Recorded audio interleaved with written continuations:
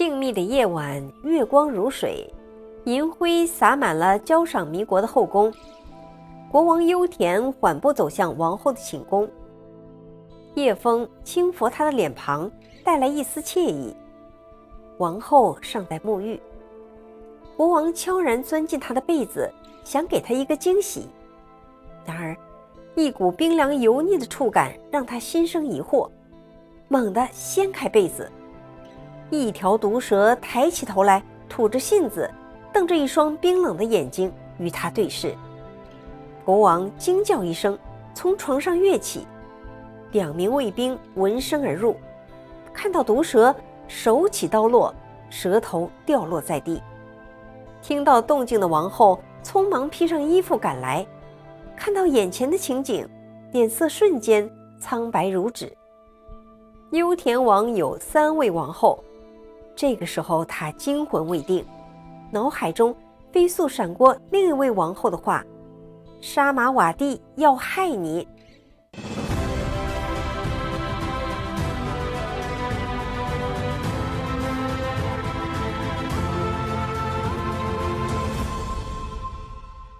若干年前，焦赏弥因为瘟疫肆虐而人心惶惶，首都最大的难民中心挤满了外地逃难来的人们，每个人的脸上都写满了绝望。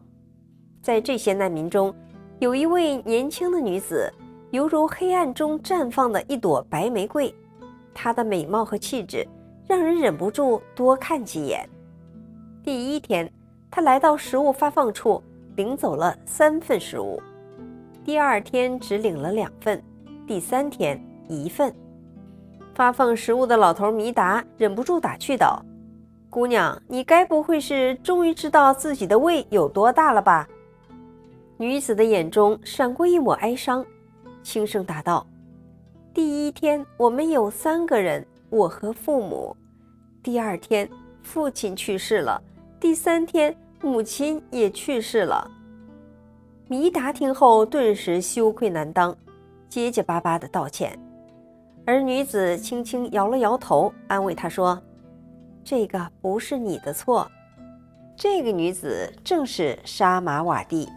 她告诉弥达，我们逃难到这里是想投奔父亲的一位老友，但茫茫人海谈何容易。弥达很同情并喜欢这个女孩，就把她收为了养女。沙玛瓦蒂聪明能干，在她的帮助下，乱糟糟的难民营很快就变得井然有序。不久后的一天，一辆华丽的马车停在难民中心的门口，财政大臣瞿沙迦走下车，对前来迎接的弥达说：哎呀，这里改善的真是令人刮目相看啊。弥达笑着回答：这都是我的养女沙玛瓦蒂的功劳。而此时沙玛瓦蒂已经泪流满面，因为他认出来这正是他苦苦寻找的父亲的故友，而瞿沙迦也认出了他。在那一刻，相认的喜悦中夹杂着哀伤。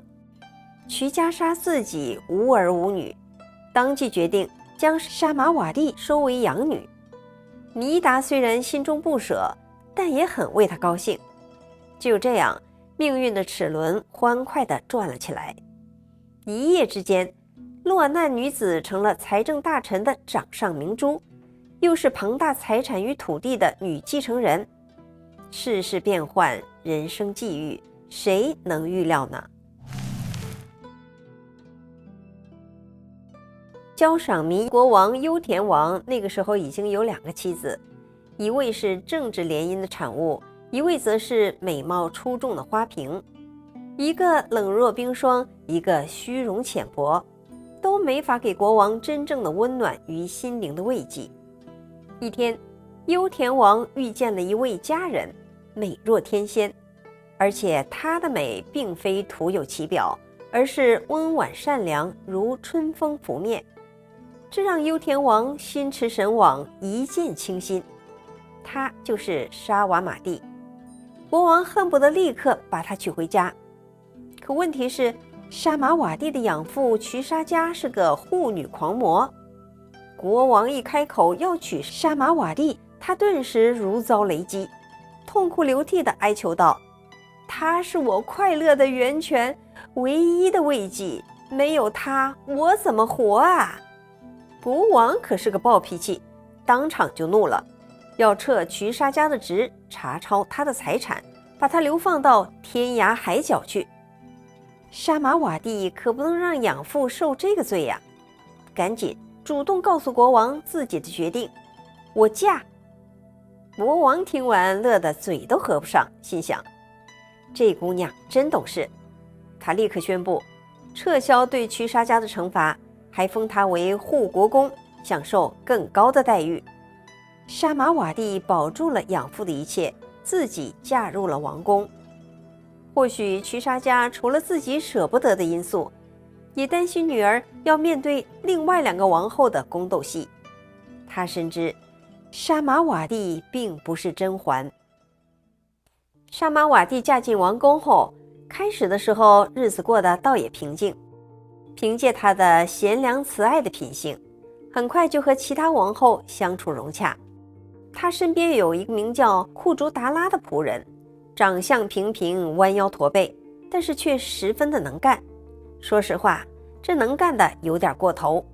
每次沙玛瓦帝给他8个钱币买花，他都只花一半，把剩下的4个就偷偷地揣进自己腰包了。这一天，库竹达拉去买花的时候，正好遇到释迦牟尼讲法，佛陀的话语如同醍醐灌顶，使他顿时心生悔悟。他立刻用足8个钱币买了鲜花。回到宫里，当沙瓦玛帝惊讶地发现今天的花特别多的时候，库竹达拉一下子跪倒在地，痛哭流涕地忏悔自己的罪过。沙玛瓦帝不仅原谅了他，还鼓励他每天去寺院听佛陀讲法，回来转述给宫中众人。没想到库竹达拉的记忆力惊人，能完整复述佛陀的教诲，因此备受宫中女子的尊敬。沙玛瓦帝深受佛法感召，请求佛陀每天来宫中讲法。虽然没能如愿以偿，却也迎来了佛陀的弟子阿难尊者。从此，阿难每日在宫中用餐并说法，后宫几乎都成为了虔诚的佛弟子。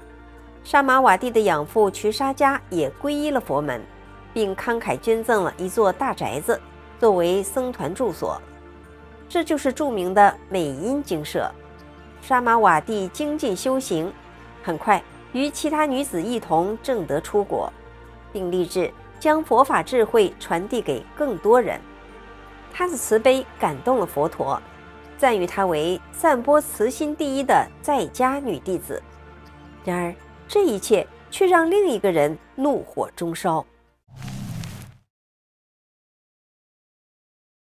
这就是国王的另一个妻子摩甘蒂耶。他对佛陀和与佛法有关的一切都充满了敌意。我们曾经有一期视频讲过他的故事。他的父亲曾经偶遇佛陀，认为这个英俊庄严的沙门最有资格娶他的女儿。尽管摩甘蒂耶是众多男子的梦中情人，佛陀却以一首偈婉拒了他。这首偈诗触动了摩甘蒂耶的父母，他们因此皈依佛陀。但被拒绝的摩甘蒂耶却感受到侮辱，从此对佛陀怀恨在心。她后来嫁给了优田王。当佛陀第一次来到乔赏弥时，他还雇佣了一批流氓，不断的辱骂，以泄私愤。当沙玛瓦帝成为佛陀的忠实弟子，并引导后宫女子皈依佛法的时候，摩甘蒂耶的怨恨迅速转向了他。他屡次在优田王耳边吹风，称沙玛瓦帝意图谋害国王。但是优田王当时并没有被蛊惑，只是当他是出于女人的妒忌。而这个时候，惊魂未定的优田王突然想起了摩甘蒂耶的屡次警告，不禁想到，难道那都是真的？愤怒的火焰在他心中熊熊燃烧，他变得怒不可遏，顺手抓起一把弓箭，嗖地向沙玛瓦帝射去，箭头正中他的胸口。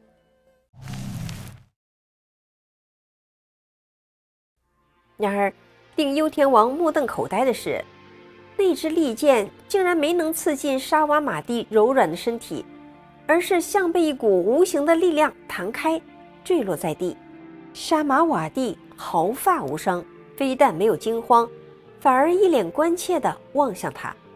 在这危急关头，即使亲眼目睹国王拿箭射向自己，沙玛瓦蒂对他的爱与关怀也未曾减少半分。他的慈悲之心使他有如金光护体。国王愣在原地，心中震撼不已。他明白了，沙玛瓦蒂是无辜的。事实上，这一切都是摩甘蒂耶精心策划的阴谋。他事先得知国王那晚要到沙玛瓦蒂的寝宫过夜，于是让人偷偷地将一只去了毒囊的毒蛇藏在沙玛瓦蒂的房间里，企图陷害他。悔恨、懊恼、羞愧，各种情绪交织在一起，令幽田王泪流满面。他恳求沙玛瓦蒂的原谅，从此对他的忠诚与正直更加坚信不疑。更重要的是，幽田王开始对赋予沙玛瓦蒂神奇力量的佛法产生了深深的敬仰与浓厚的兴趣。不久，他也皈依了佛陀，成为了一名在家弟子。他下定决心要控制自己的暴脾气，降服贪婪和怨恨，做一个善良正直的人。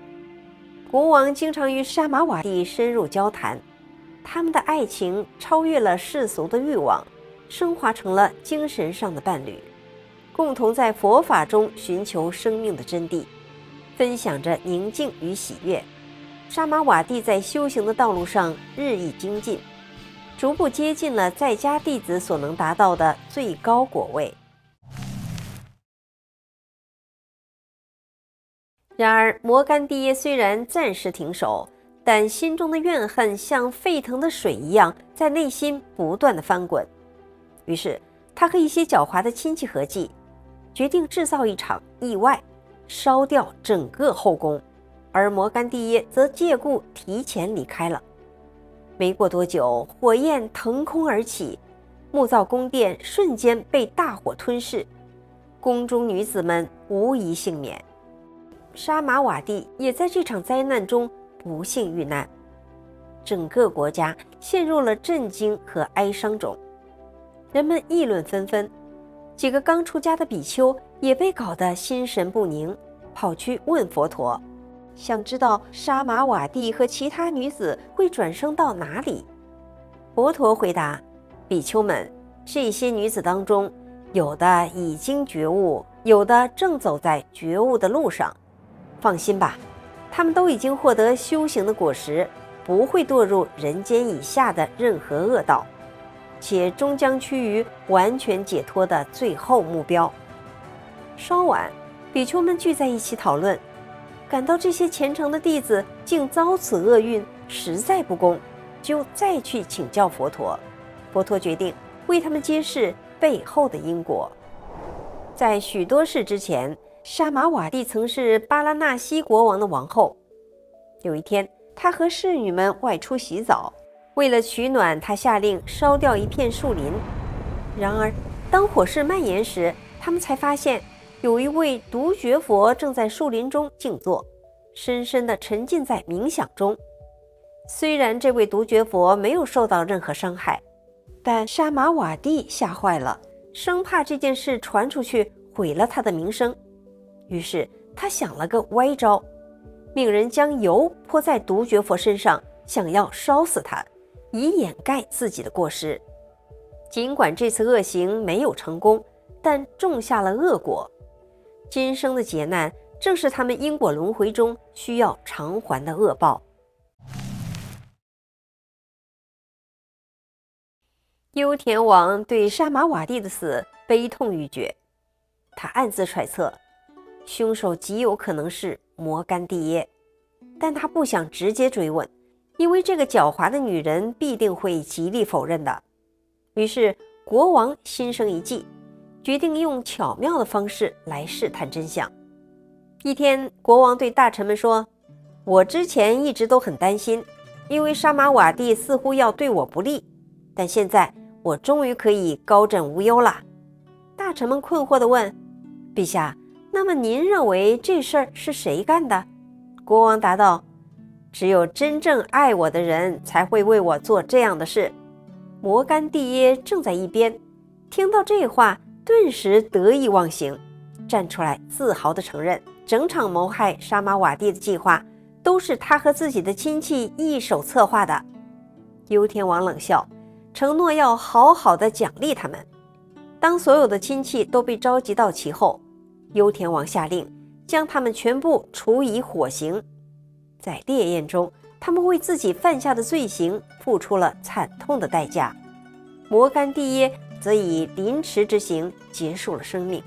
然而，这种极为残酷的刑罚仅仅是他将来在地狱中苦难的开端。而那时，沙马瓦蒂已经转生到纯净无垢的净居天，在那里，他将迎接涅槃的到来，犹如一朵永不凋谢的莲花，绽放在佛法的光辉中。好，今天的分享就到这里了，感谢您观看《文史大观园》，我是雪莉，我们下次节目再见。